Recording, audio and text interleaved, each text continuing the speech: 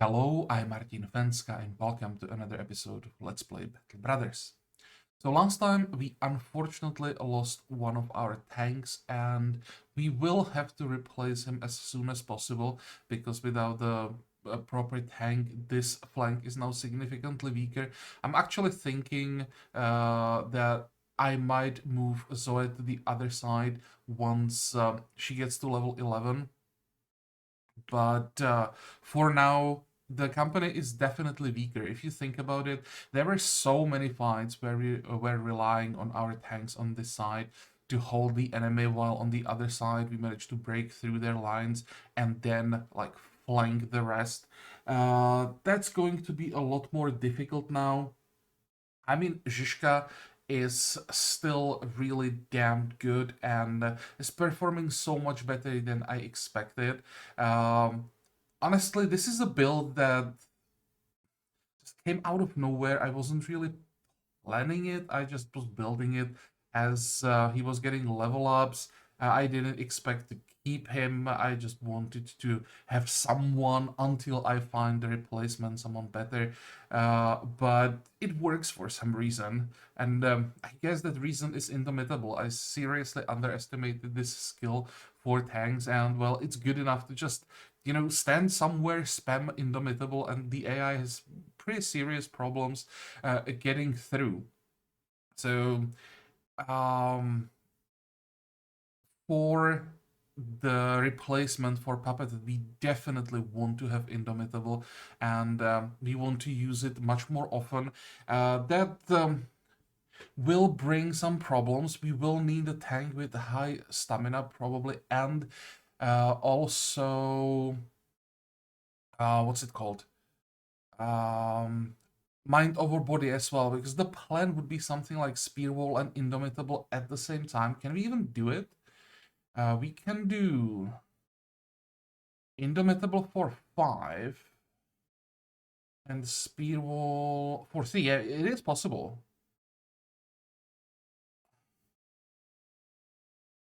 And stamina wise, that's 22 and 12. That's the problem. That's why we'll need Mind over Body. And with that, we also want to have the option for Taunt. Um, so definitely high stamina, Mind over Body, so that we get a discount on the cost of the skills. We still won't be able to spam it all the time, but for like the most crucial turns, that's something that we definitely want to have. Or maybe we don't need Indomitable and Spear Wall at the same time, actually, because as long as the Spear Wall holds, we don't need Indomitable, but we will need something like Spear Wall Taunt, and then Taunt Indomitable. That's, I think, is going to be a crucial combination that we want to have available.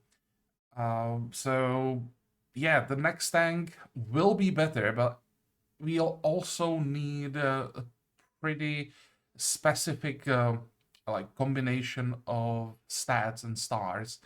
And also, what happened last time shows why at some point you can't just go with the like average, or let's say above average characters. Why at some point you have to go for the best of the best, because the end game in Legends, and honestly what we did last time wasn't even end game. It was, let's say, one of the more dangerous fights, but nowhere near what the Legends can actually throw at you in the end game.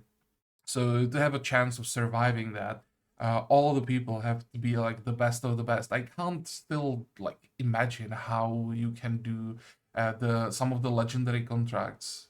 Uh, when I think about, I'm talking about them all the time, hardwood shreds, but not even that. Like, for example, white wolves. Holy crap, how to survive that?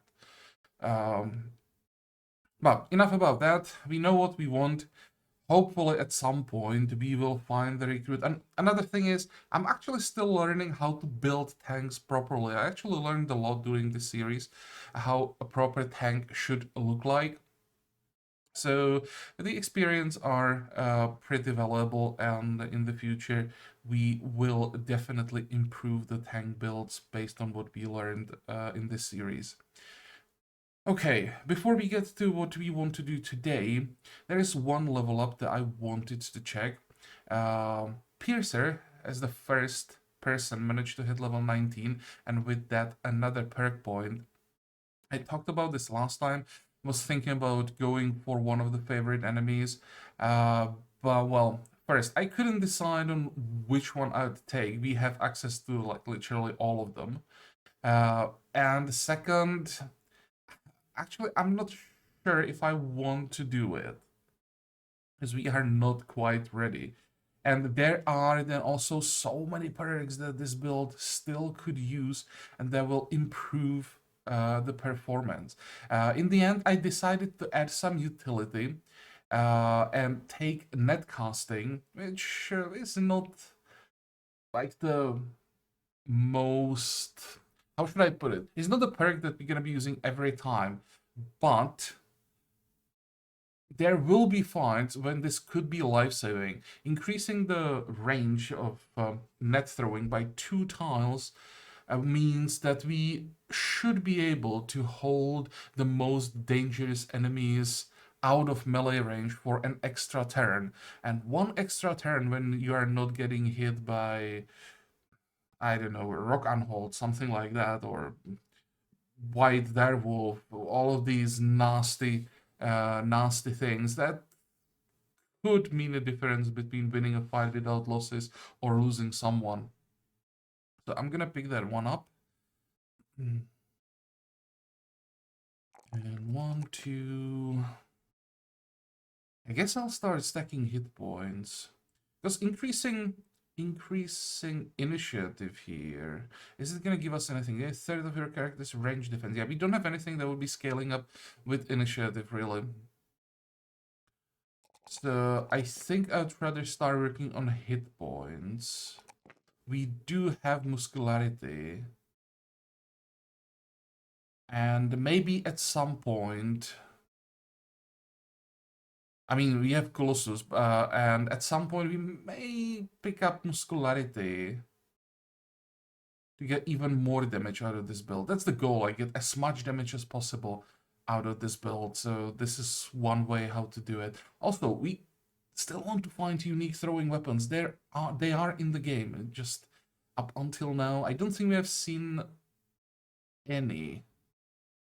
I'm not sure. Maybe earlier I just skipped some of them because we just didn't have the money, but I don't think so. I think I'm getting pretty unlucky with that. I'm pretty sure that I've seen unique throwing weapons in all the previous series, but this time when we could actually use them, we don't have any. Um, okay, so that was the level up. And what are we doing today? So last time I talked about going north, but I changed my plans because I would like to finish the ambition that we currently have before I leave. So I was thinking maybe we could go after some nomads. Again, do some testing before the next crisis. We know that the next crisis is going to be the Holy War.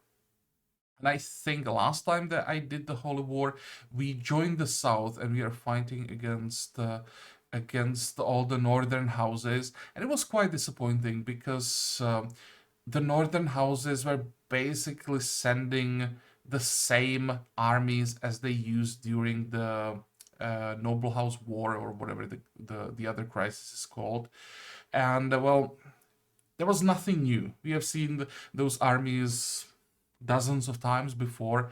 So this time, I would rather fight the southern cities and see what they have. I heard that they can field some pretty impressive and like unique armies that with units that you otherwise can't see. So I would like to see what they can do and to see how we can do against nomads. It's not exactly what we're gonna be fighting when the crisis starts, but it's the closest thing. So I want to see how we can handle fights like this. This is probably like the most difficult nomad fight that we can do. Um, Multiple executioners, Stalker champion, Stalker's leader are just plethora of outlaws. So a lot of them and some pretty dangerous units.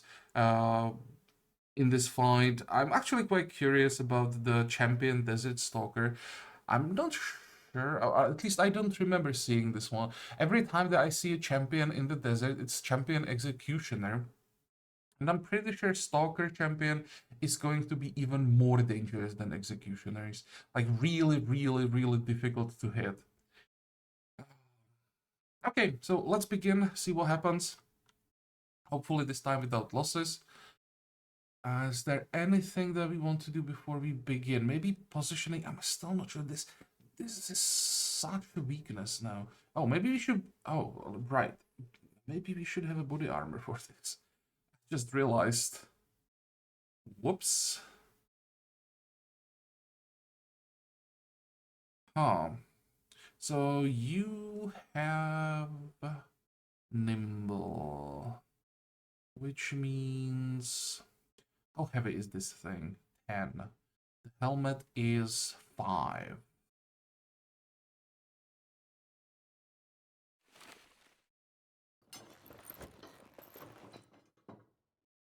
I think that's pretty good. We'll just have to fix it.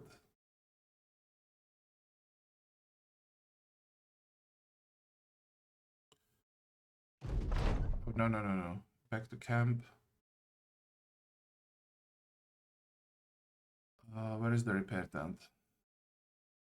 Okay, I wanted to make sure that it's set for repairs, and maybe, you know what? Let's fix these things as well. We'll get rid of... I'm actually not sure about the cleaver, but let's repair it. I might try it. I want to fix this. Still only takes 4 hours. Yeah, that's fine.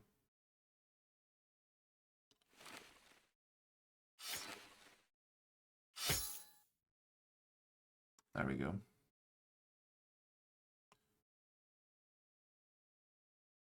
Okay, perfect.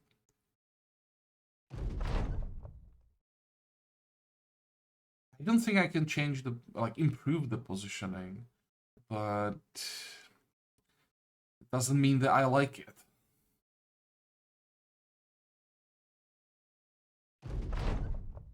How many? Holy crap. Okay, I did not expect 40.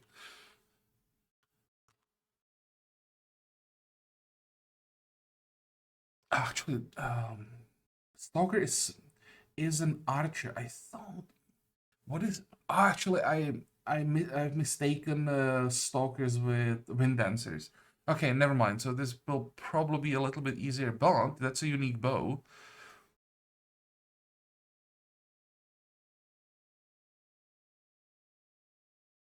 And we'll definitely need some reinforcements on this side because there are 10 nomads coming from the north. And there is just no way Zizka will be able to hold all of them. I'm not afraid of the damage. He can survive for quite a long time. The problem is there are going to be so many of them that they will just surround him, and then the rest are going to move around. I'm not sure we can kill them fast enough. Another option would be send Herman like here, and then just use the AoE to kill them like multiple nomads at every turn, but then there is a problem with Herman's defense.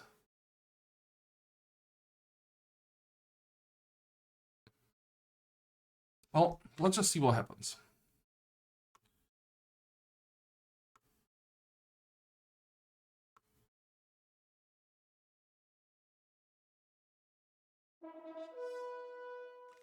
Maybe... Yeah, that's bad. And that's pierced shoulder that I think affects range skill. It's a great start. Holy crap. Did I underestimate him?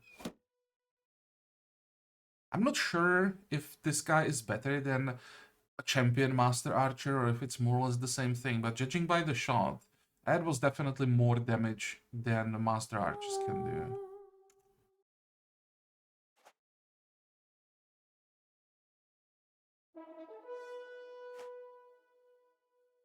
What was I talking about?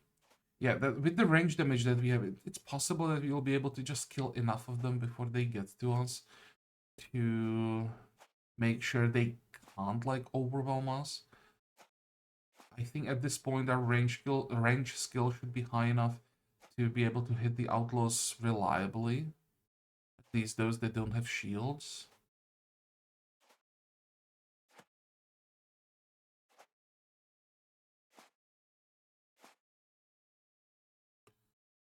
Okay, you are taking a break for this turn. That is what? Executioner, executioner. We have 2 executioners. One is already pretty close. And I can't attack him because I need to get kills.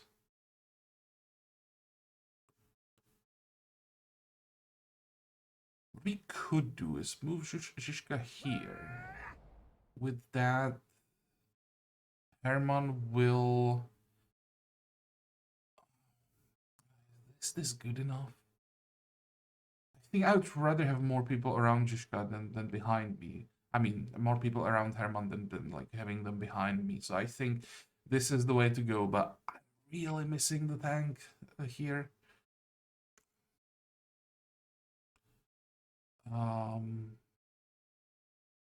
Damage or crowd control? I think I'll actually switch to be able to stun people around here in case we start taking too much damage. Can't reach from here. After what happened last time, I'm suddenly much more careful. It reminded me that our guys can still die, and they can die very quickly, very easily. Okay, so let's start. Well, they can also die pretty quickly and pretty easily, but only 82% chance to hit, so I was wrong. It's not guaranteed that we hit them. It's not 95%. Well, that's a decent shot. That was a really good shot, actually. That's an executioner. Might actually send him one more arrow.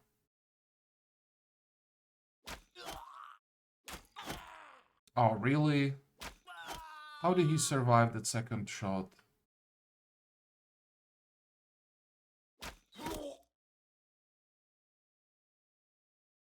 Now we're gonna work on the flankers. There is a leader with them.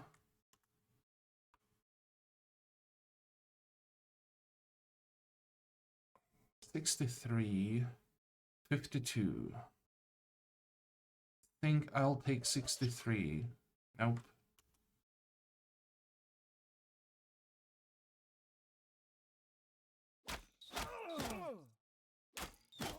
How are you so tanky? Can do that.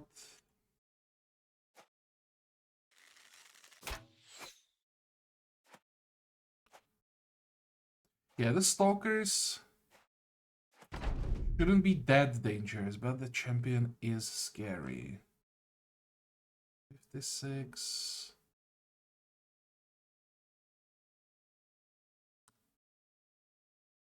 I think I kind of need the overwhelm stacks on him. That's the only one I'll get. Okay, that works. So he is definitely squishier than Master Archers, that's for sure.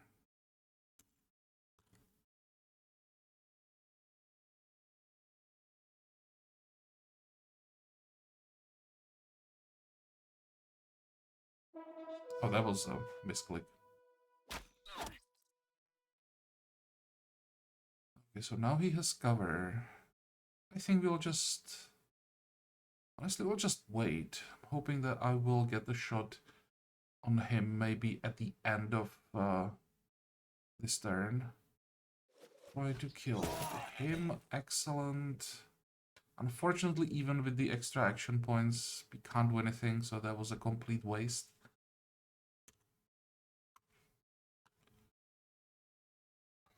$63. Yeah, I will try again. That's better. Excuse me. Please no disarms. Okay, you can keep doing that. Oh wait, he managed actually to get the disarm. I didn't expect him to succeed against someone who has a shield. Wow, and now I can't disarm.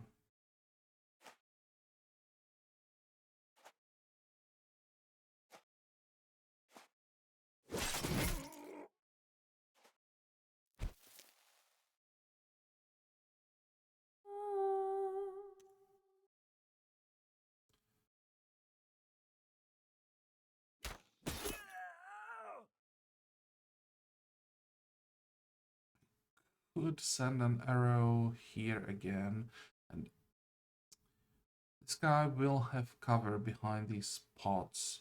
Okay, let's go after this one then. It almost feels like the normal stalkers are more tanky than the champion.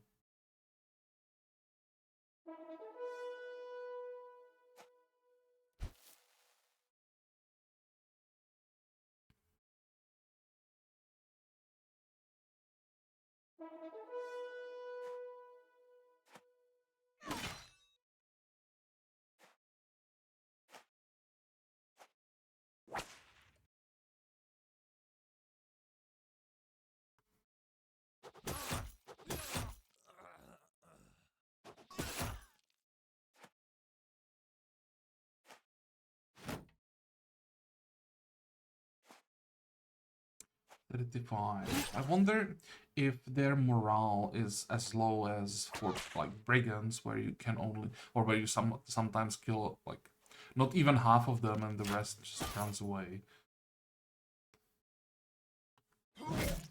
And they don't have minstrels or anything like that, so when they panic, it's over for them. What is this? That's an outlaw. Holy crap, he has a really heavy armor. 94. This is a problem now.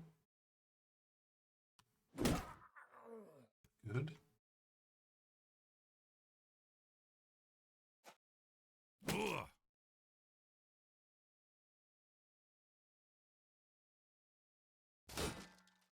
Oops. A usual mistake.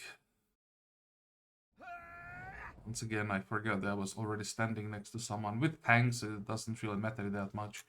But sometimes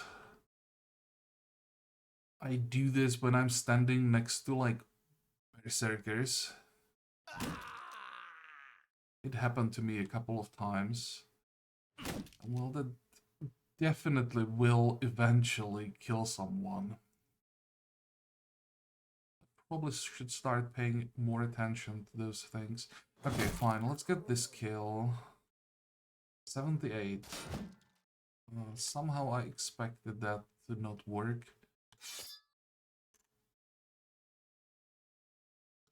This guy panicked. Good.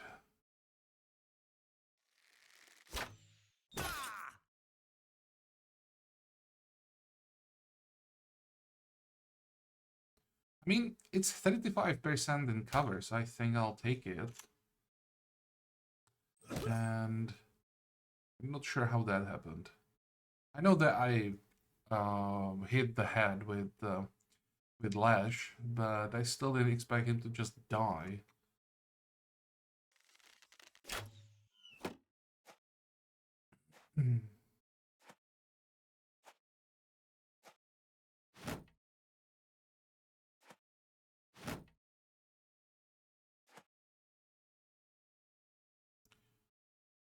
Okay, you have to die. We need hammer monsters. I mean, those mazes are amazing, but sometimes it would be so much better to have a hammer move forward and hit everything.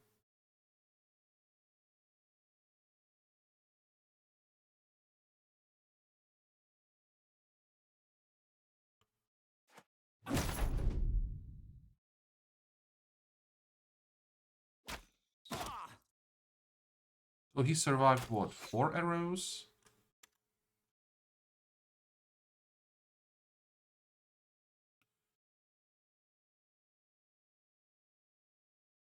This is a little bit greedy, but I kind of want the kill.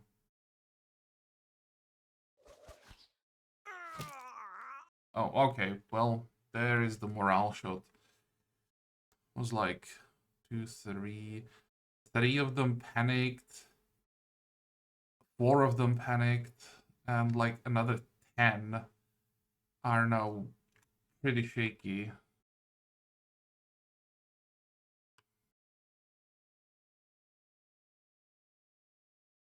I really want this guy dead. I want that bow. Good. He still has a little bit of armor, so I can't finish him off with the whip most likely. So I'll just go for a disarm.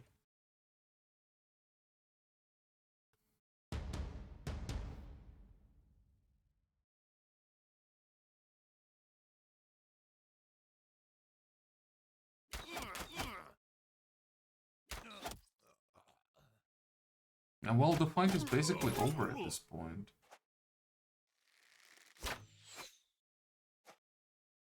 There's still that one executioner, but he also is almost out. Wait. Oh, this could still hurt. Where is he? This guy. That could still be a problem.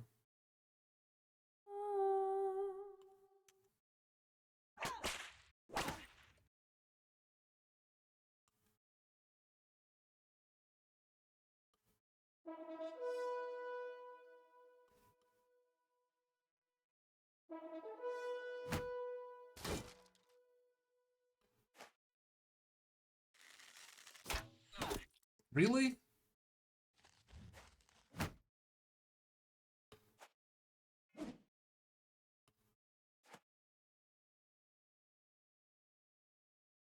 You know what? I'll just move forward, split, and even go here so that we catch as many of them as possible.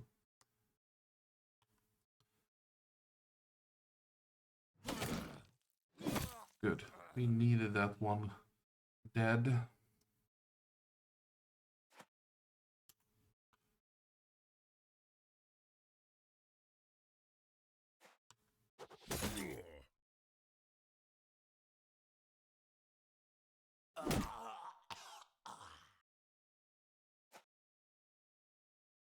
Hope we don't get stabbed.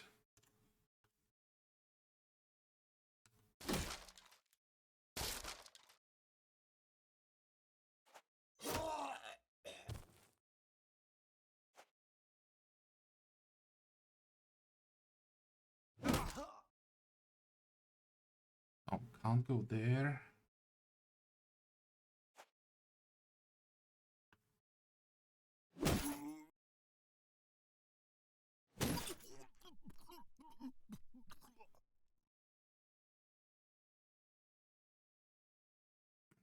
They definitely should do something about the morale. Like, we have 22 of them still. And how many are actually fighting? 1, 2, 3 out of those 2 are barely fighting. That's 4, 5, 6, 7 are fighting out of 22. 8, maybe.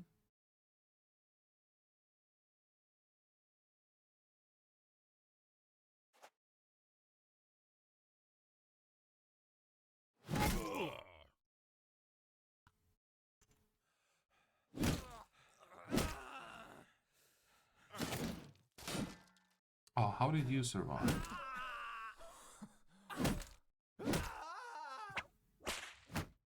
That's unfortunate.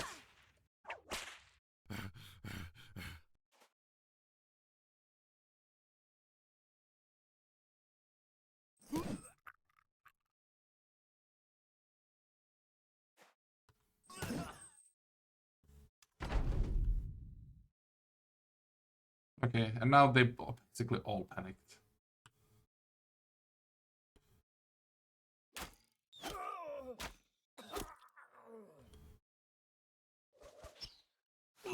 Good.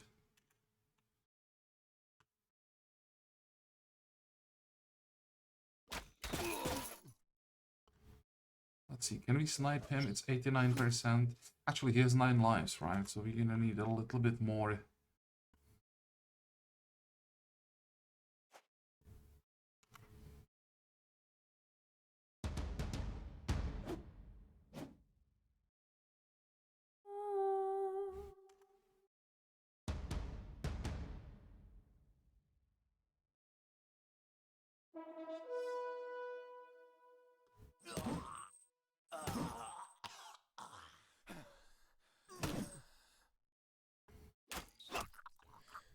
This is just an outlaw.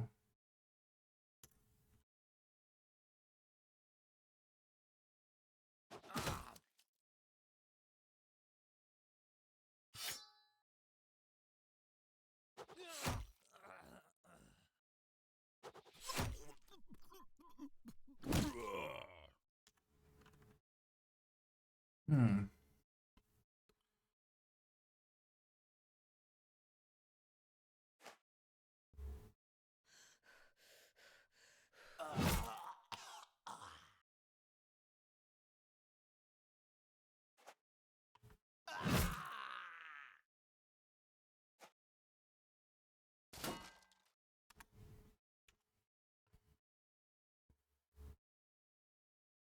I'm just making sure that I didn't miss something. Someone who still wants to fight.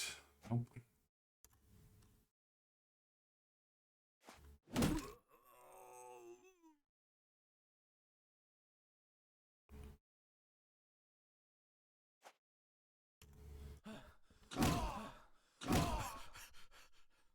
Yeah, 2 of them are gonna make it.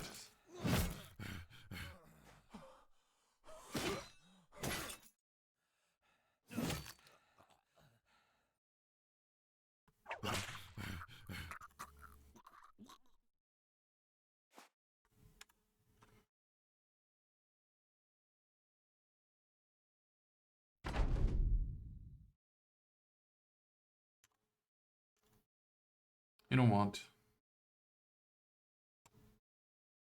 I'll just end it here. That 1 kill won't really make a difference, and it would take probably like 2 turns to kill him. So, did we get anything interesting? We should have a new bow.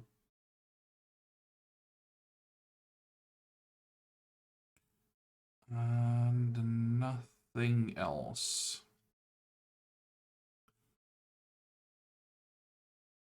Is it? That's actually an interesting question. I don't think it can be a unique version of the composite bow, right?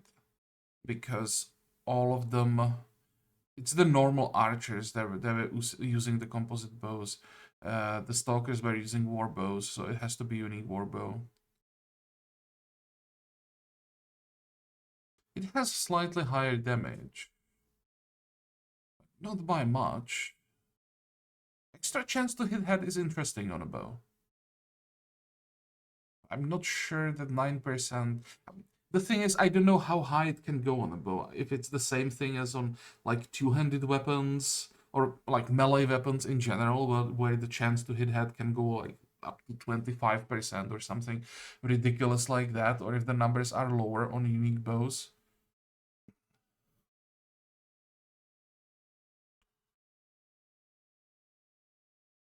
What this could really, really use is armor penetration. I mean, the extra durability. On bows, sometimes that's relevant, but it's only plus 19. You know, the problem really is not like which stats are unique. It's more like that they're not increased enough. I think be a low rolled on all of that. I wonder if there is somewhere like a list of the unique stats and about how much they can be increased, because it's definitely not a fixed number, right? So I would like to know if we really low rolled or if the numbers in general on bows are lower. Let's compare it to the bows that we already have. I'm pretty sure that for someone this is going to be an upgrade. Not by much, but it should be a small upgrade. Or is it? This bow doesn't have extra damage, but it has armor penetration and damage to armor. Which I think, considering by how much it's improved, where is it?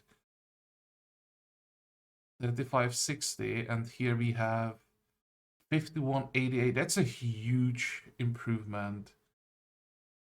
Yeah, I think this bow is actually worse. That 6 to 8 extra damage can't compensate for all of this penetration. And the other one I think is clearly better. Actually, is it? Because the effectiveness against armor is not as important on a bow, I think. The stat that you really want is the armor penetration. That's identical on both. And also when you add the chance to hit head, this one might be slightly better.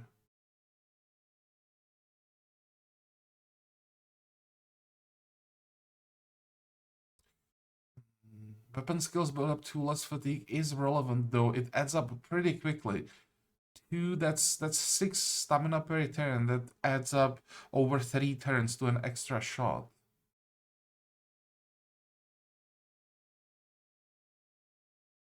I mean, we can try it.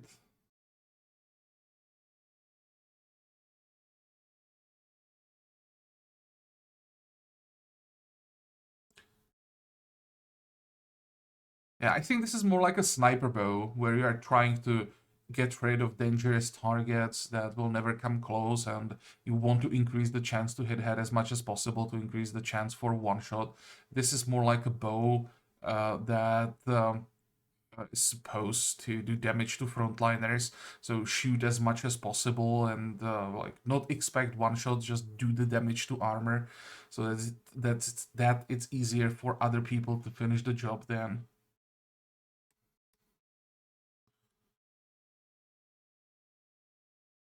Okay, and I think we can keep going. The question is, what are we gonna do?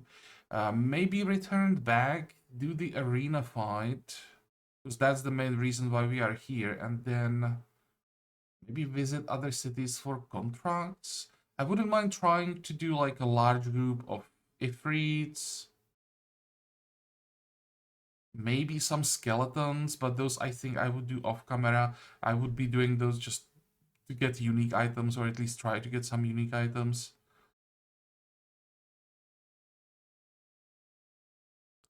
But well, we'll see about that. I think I'm gonna make a cut here. I'll leave it only to one fight for this episode, so it's gonna be shorter, but I'm really tired. I barely slept today. Um, so yeah, next time, I think next time we will head north. I will finish the arena fights. I might just set up a camp next to Zula and just wait for them. Do quickly 4 fights in a row and then head north. Because I'm not sure what else to do in the desert. Yeah, sure, I could try to kill some skeletons if there are any somewhere down here as far as possible from cities. Try to get some unique items, but the chance is pretty low. The desert is quite small, so we can't really go that far from any cities. So it might be better to just head north, and maybe we could go this way, kill some goblins. Goblins are boring and annoying. We could kill Kraken maybe. That's here, I think. Do we have enough unhold hides? Yeah, we should have enough. And do we have enough ashes from the vampires? I don't think so, actually. We have 2, and I think we need 3. That sucks. So we want to kill a vampire. But yeah, we'll see about that. We are done with today's episode, so I hope that you liked it. I hope that you're gonna join me next time again. And until then, have a good time.